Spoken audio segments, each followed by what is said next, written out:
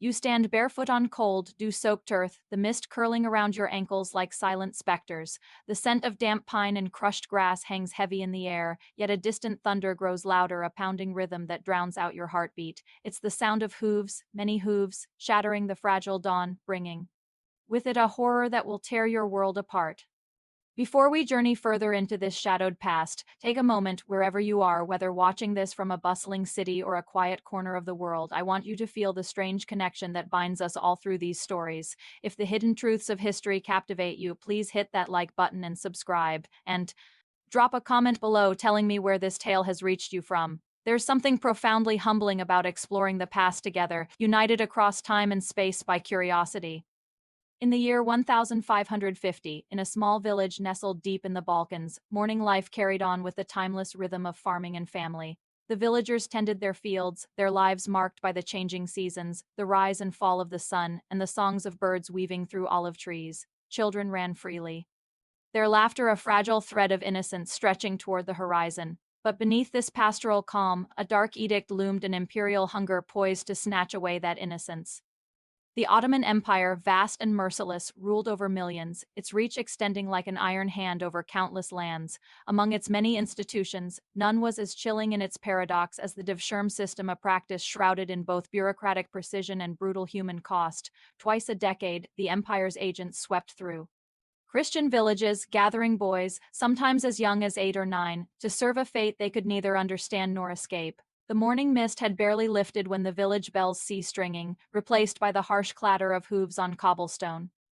Ottoman officials, robed in silks untouched by travel, dismounted and began their merciless work. Their eyes scanned the gathered families like merchants appraising livestock, cold and devoid of empathy. When one of them's gaze landed on a boy with wide, fearful eyes, perhaps no older than 12, the family's world shattered. Mothers clutched rosaries and wept in tongues long silenced by fear. Fathers stood paralyzed, knowing resistance meant death not just for them but for their entire community. This boy, torn from the warmth of home, was told he was chosen by the Sultan's will, a privilege cloaked in euphemism and cruelty. The reality was stark. A forced march across unforgiving terrain awaited, a journey from which few returned whole. As the procession moved out, the landscape itself seemed to mourn. Trees blurred into ghostly shapes, rivers whispered of lost childhoods, and the earth underfoot hardened with every step. Alongside dozens of other boys, our protagonist, his name soon to be erased, marched in a column that stretched like a living chain of lost futures. Hunger gnawed at their bellies, exhaustion blurred the edges of their vision, and the cold night offered no reprieve, only the biting sting of exposure. One boy, no more than 14, attempted escape on the third night. The guards caught him swiftly, dragging him back to the camp where they beat him as a lesson carved deep into the minds of all. His screams cut through the stillness, a haunting refrain that echoed through the valleys. Escape was not just impossible, it was a death sentence. The journey to Istanbul was not just a physical ordeal but the beginning of a brutal education.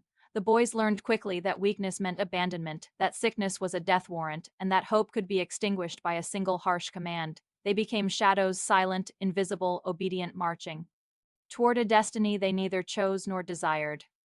When at last the spires of Istanbul pierced the horizon, the boys should have been awestruck. The city's grandeur, with its soaring minarets and the majestic dome of Hagia Sophia, spoke of power and glory. But for these children, the sight was a harbinger of imprisonment, a cage gilded with gold and terror. Upon arrival, the ordeal deepened. Ottoman officials conducted a merciless selection, a process that stripped away any remaining remnants of childhood. Teeth were examined as if the boys were horses for sale, reflexes tested with clinical detachment, and their bodies scrutinized for flaws. Those deemed most beautiful, strongest, or most intelligent were destined for the palace school, the Enderan, while others were funneled into military ranks or menial service. The boy who had once run free in a village meadow was now an object of imperial calculation. The officials' smiles were predator-like, masking the ruthless ambitions that shaped every decision. This was no kindness. It was strategy, selecting and molding human beings into instruments of empire. Behind the walls of Topkapi Palace, the education promised was both a gift and a curse. Languages, music, and sciences would be taught, but always within the constraints of control and erasure. The child's identity would be dissolved, replaced with a role carved by necessity, survival, and power. This chapter of their lives, the forced march, the brutal selection, the initial shattering of self, sets the stage for a deeper horror, one that will unravel in the palace's shadowed corridors. What happens when a boy's world is reduced to servitude and spectacle? How does the human spirit endure when innocence is not just lost but harvested? The question lingers as the caravan of stolen childhoods disappears into the sprawling heart of an empire, a dark promise of power wrapped in suffering, waiting silently behind the palace gates. The gilded walls of Topkapi Palace gleam under the scorching Anatolian sun, casting long shadows across courtyards where marble fountains murmur lullabies of power and permanence. Yet within this resplendent fortress, the air is thick not with fragrance but with fear, and invisible weight that presses down on the young boys who walk its corridors. Here, beauty is currency and brutality is law. Where innocence is traded for control and luxury is the mask that conceals unspoken horrors. Behind these walls, life unfolds in whispered commands and measured steps, a delicate dance choreographed by ruthless necessity. The palace boys, once children stolen from distant villages, are subjected to rituals designed not to nurture but to dismantle. Their days begin before dawn, not with the laughter of youth, but with the cold precision of training regimes that strip away every shred of former identity. Strength, obedience, silence, these are the virtues carved into their bodies and minds. The early mornings echo with the clang of swords and the disciplined cadence of marching feet as the boys are drilled in martial skills meant to serve the Sultan's whims. Yet this is no ordinary military academy. The lessons are harsh, designed to break spirits as much as to forge bodies. You are no longer who you were, a stern instructor once told a trembling boy, his voice echoing off the cold stone. Here you belong to the empire, to the Sultan's will alone. Their bodies are subjected to invasive examinations, a clinical scrutiny that strips away any hint of personal dignity. Doctors and officials probe, measure, and judge with merciless detachment. A flawless complexion, delicate features, and lithe strength mark the prized few destined for the palace's inner sanctum, the imperial harem and the sultan's personal chambers. For others, the path is darker still, menial labor, endless servitude, or worse. But it is not just physical endurance that is demanded, psychological control seeps into every corner of their existence. The boys learn quickly that speech is a luxury, conversation is limited, expression is monitored, and silence is enforced like a cage around their souls. Trust is a dangerous currency. Friendships are fragile, always overshadowed by fear of betrayal. The palace is a labyrinth not only of stone but of suspicion and manipulation. One boy, Yusuf, was noted for his striking beauty and intelligence, yet even he could not escape the relentless machinery of control. Tasked with pleasing the Sultan's court, Yusuf's days became a blur of lessons in music, poetry, and etiquette, a gilded cage designed to make him both useful and invisible.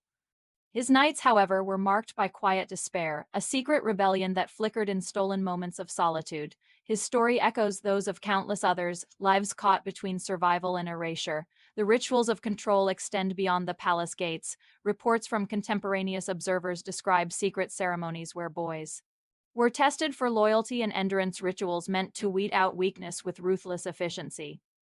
The line between education and exploitation blurred as these children were transformed into objects of desire and instruments of power, their humanity sacrificed on the altar of empire. In these shadowed chambers, the male concubine's fate was sealed by a relentless system that prized obedience above all. Every gesture, every glance was scrutinized. Every failure was punished swiftly and often cruelly. And yet, within this oppressive world, sparks of resistance flickered, small acts of defiance, whispered dreams of freedom, and the quiet resilience of those who refused to be fully broken. The palace's darkest chambers reveal not just the horrors endured, but the complex humanity that persisted beneath. These boys were not mere victims, they were survivors, their stories a haunting testament to the costs of imperial grandeur. As the echoes of their lives fade into history's margins, one question remains: how does power, wielded in such silence, shape the destinies of those caught within its grasp? The walls of Topkapi hold their secrets close, but the shadows stir, still waiting to unveil the next chapter of this harrowing tale. The heavy silence of an empty chamber wraps around you like a shroud, thick with forgotten voices, unseen lives, and stories that refuse to be heard. Dust motes dance in shafts of fading light, drifting through the still air where laughter, whispers, and cries once intertwined. In this quiet, the ghosts of Ottoman male concubines linger, their presence as palpable as the chill that settles deep in your bones. Before we step deeper into these lost legacies, wherever you find yourself in this vast world, take a breath and consider the countless unseen lives that have shaped history's currents.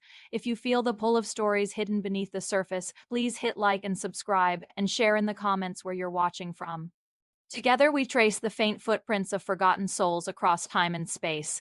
The grand halls of Topkapi Palace stand as silent witnesses to centuries of imperial ambition, but beneath their ornate beauty lies a history whispered in shadows.